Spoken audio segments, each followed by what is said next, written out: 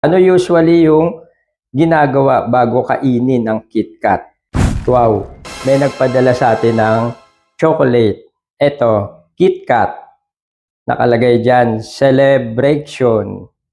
Maganda siya panregalo, no? Kahit anong okasyon.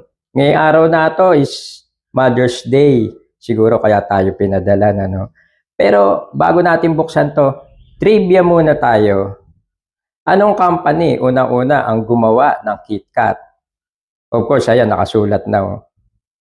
Nestle, di ba? And saan unang ginawa ang KitKat? Ang sagot, sa UK.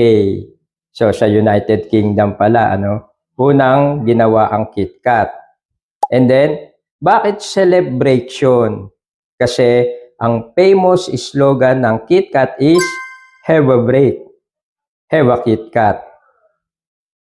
Ayan, yung mga trivia, no? Tapos, anong bansa yung gumagawa ng mga unusual flavor ng KitKat? Like, matcha and wasabi. Ang sagot dyan, Japan. Yan yung mga trivia natin, ano? And, ano usually yung ginagawa bago kainin ng KitKat? Of course, binobrok or hinahati sa gitna. Kaya, ayan, nakalagay, celebration. Di ba? Ayun, buksan na natin. Meron siyang 15 klase. No? Buksan na natin, huwag na natin pagtagalin to. Ayan, may 3 klase siya na flavor nitong pinadala sa atin. Itong milk chocolate, 5 piraso. Tapos yung caramel, 5 pieces din. Saka ito, yung hazelnut, 5 pieces din. So, 15.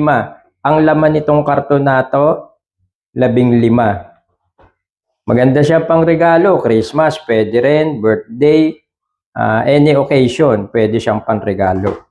And then, buksan na natin. Wow, ayan o. Ito yung caramel. Ito yung hazelnut. At hanap tayo ng isa. Wala na yata. Ito, milk chocolate. Ayan. Medyo ano ako dito sa hazelnut, ano. Buksan natin yung loob. Ayan, oh. Tapos, syempre, bago kainin yan, i-break muna. Yung sarap, alam naman natin na masarap ang KitKat, di ba? Alam natin yun. So, saan mabibili ito? Sa lahat ng supermarket, leading supermarket like SM Hypermarket, may mabibili ka. Pero ito ay tsura niya. Yan. May mabibili ka niyan. Ano na, pagka nakakita nyo, ang presyo niya, kung di ako nagkakamali, mga around 200 pesos or less than 200 pesos. More or less than 200 pesos. KitKat, have a break. Have a KitKat.